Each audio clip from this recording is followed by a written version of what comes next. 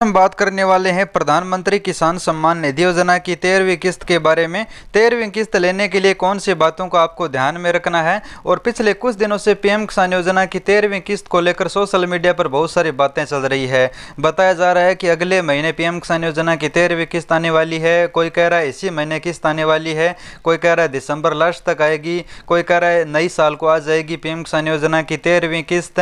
तो पिछले 5 या 7 दिनों से बहुत सारी ऐसी अफवाहें सोशल मीडिया पर चल रही है। चलिए आज हम आपको पीएम किसान योजना की 13वीं किस्त के बारे में पूरी सच्चाई बताएंगे और साथ में 13वीं किस्त कौन से किसानों को दी जाएगी, आपके स्टेटस में क्या चीज़ सही होनी चाहिए, क्या चीज़ आपको चेक करनी है। चलिए स्टेप बाय स्टेप जानते हैं। अगर आपकी लैंड सीडिंग पीएफएमएस बैंक अगर कोई समस्या है तो चलिए इस वीडियो को पूरा ज़रूर देख लीजिएगा, क्योंकि बहुत सारी अफवाहें सोशल मीडिया पर चलती रहती है कि इन किसानों को पैसा नहीं मिलेगा, इनको पैसा मिलेगा और 13वीं किस्त में सरकार ने ये बदलाव किया है, वो बदलाव किया है। चलिए आपको पूरी सटीक जानकारी और साफ साफ शब्दों में आपको बताता हूं।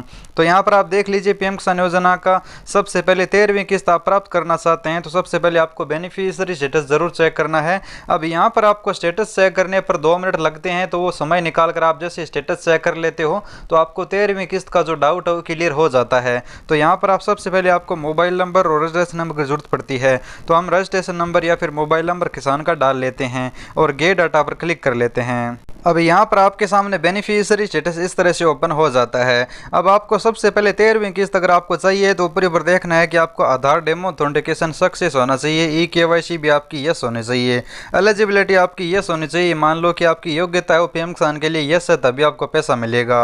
अब यहाँ पर आपका पेमेंट मोड आधार होना चाहिए। पहले तो अकाउंट बेस पर ही पैसा मिल जाता था, लेकिन अब आपका पेमेंट मोड आधार होना चाहिए। अब पेमेंट मोड आधार क्या है मैं आपको बता देता हूँ। पेमेंट मोड आधार का मतलब है कि अब सरकार आपको आधार के माध्यम से पैसा देने वाली है, यानी आधार में पैसा भेजेंगे और आपको पैसा बैंक खाते में मिल जाएगा। अब आपको जो फॉर्म में अकाउंट नंबर दिए थे उसमें पैसे नहीं आएंगे, यानी पहले जिस बैंक में पैसे आते थे उस बैंक में आपके पैसे नहीं आएंगे। अब आपका पैसा जिस बैंक में आधार लिंक है उसी में आएगा, अन्यथा आपका पैसा नहीं आएगा। अब आपका अकाउंट नंबर आपका नो लिखा है, एन ए लिखा है, तो आपको घबराने की जरूरत नहीं है, ये सभी का लिखा आ रहा है। दूसरी बात है पीएफएमएस बैंक एक्सेप्ट होना चाहिए। अगर आपका रिजेक्टेड, अंडर रिवैलिडेशन, पेंडिंग कुछ और दिखा रहा है और यहाँ पर रीजन दिखा रहा है तो इसका सही स्टेटस आपको चेक करना है, इसे आपको एक्सेप्ट करवाना है। इसके लिए आपको अपने मोबाइल या लैपटॉप में गूगल में जाकर सर्च करना है पीएम किसान पीएफएमएस बैंक रिजेक्टेड माही इन्फो। अब रिजेक्टेड चाहे कोई भी समस्या से हो, चाहे आपका रिजेक्टेड यूडी नेवर इनेबल हो, चाहे यूडी डिसेबल हो, चाहे कोई भी समस्या हो, रिजेक्टेड है या फिर अंडर रिवैलिडेशन है या फिर पेंडिंग है, तो आपको सर्च करना है पीएम किसान पीएफएमएस बैंक रिजेक्टेड माही इन्फो, ये नाम डालना है। जैसे आप ये नाम डालकर सर्च करोगे तो आपको ऊपर ऊपर एक वेबसाइट दिखाई देगी माही इन्फो की, यानी ये हमारी वेबसाइट है। यहाँ पर हमने बैंक में आधार एनपी से लिंक करने का तरीका बता रखा है, साथ में फॉर्म भी दे रखा है, इसे आप ओपन कर लीजिए। और यहाँ पर हमने एक फॉर्म दे रखा है और यहाँ पर आपको step by step PFMS accept करने के बारे में जानकारी दी गई है। आप 5 या 4 दिन के अंदर एक्सेप्ट भी करवा सकते हो। पूरा स्टेप बाय स्टेप यहाँ पर आपको फॉर्म मिल जाएगा। बैंक में जमा करवा लीजिए या फिर ऑनलाइन कर सकते हैं तो ऑनलाइन कर लीजिए, दोनों तरीके से। जैसे आप आधार लिंक करोगे अपने बैंक में आधार एनपी से, तो उसके बाद आपका पीएफएमएस बैंक एक्सेप्ट हो जाएगा। और यहाँ पर आपको एक नया स्टेटस चेक करने का भी लिंक मिल जाएगा। नए स्टेटस का मतलब है कि आपका पीएफएमएस, जैसे आप बैंक में जाकर आधार एनपी से लिंक करोगे तो आप पीएफएमएस का नए स्टेटस से पता लगा सकते हो कि अगली बार कब आपके दस्तावेज़ की जांच होगी, कब आपका सही पाया जाएगा, वो यहाँ पर चेक कर सकते हो और 5 दिन में एक्सेप्ट भी करवा सकते हो। पूरा स्टेप बाय स्टेप यहाँ पर बताया गया है। अब अगर आपका पीएफएमएस बैंक एक्सेप्ट है या फिर एक्सेप्ट करवा लेते हो तो उसके बाद आता है लैंड सीडिंग का। ये प्रॉब्लम अब बहुत ज़्यादा महत्वपूर्ण हो चुकी है। जिन किसानों का लैंड सीडिंग में नो लिखा है उन किसानों को यस करवाना होगा। इसके लिए आपको अपने मोबाइल और लैपटॉप में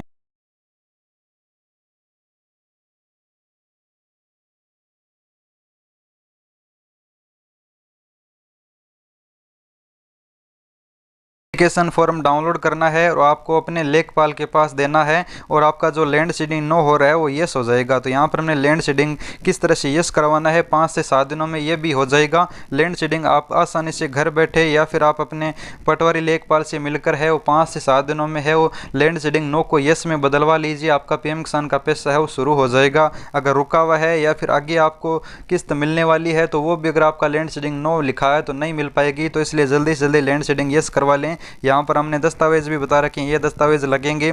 और आपको नीचे एक फॉर्म भी दे रखा है, एप्लीकेशन फॉर्म, इसे आपको डाउनलोड कर लीजिए। यहाँ से देख लीजिए land seeding form download link, यहाँ पर क्लिक करोगे तो ये डाउनलोड हो जाएगा। और यहाँ पर हमने स्टेप बाय स्टेप लिख रखा है कि आप पीएम किसान में मुझे 2000 रुपये की जो किस्त मिलती है उसमें मेरा लैंड सीडिंग नो लिखा है। तो आपके अपनी जमाबंदी खतौनी लेकर लेखपाल से मिलना है। लेखपाल 2-4 दिन में आपका लैंड सीडिंग यस कर देगा, यानी आपका जो जमाबंदी या फिर खतौनी है वो वेरीफाई कर देगा। वेरीफाई करने के बाद आपका पीएम किसान का पैसा मिलना शुरू हो जाएगा।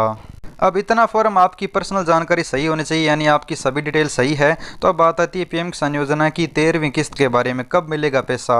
तो आपको चेक करना है कि आपको पीछे की किस्तें अगर समय पर मिली है, यानी जब प्रधानमंत्री जी ने दी है, जैसा कि पहले 31/5/2022 को किस्त मिली है, उसके बाद आपको मिली है 17 अक्टूबर वाली किस्त, जिसमें अभी बहुत कुछ किसानों का पेमेंट प्रोसीड दिखा रहा है, कुछ की डन हो चुका है।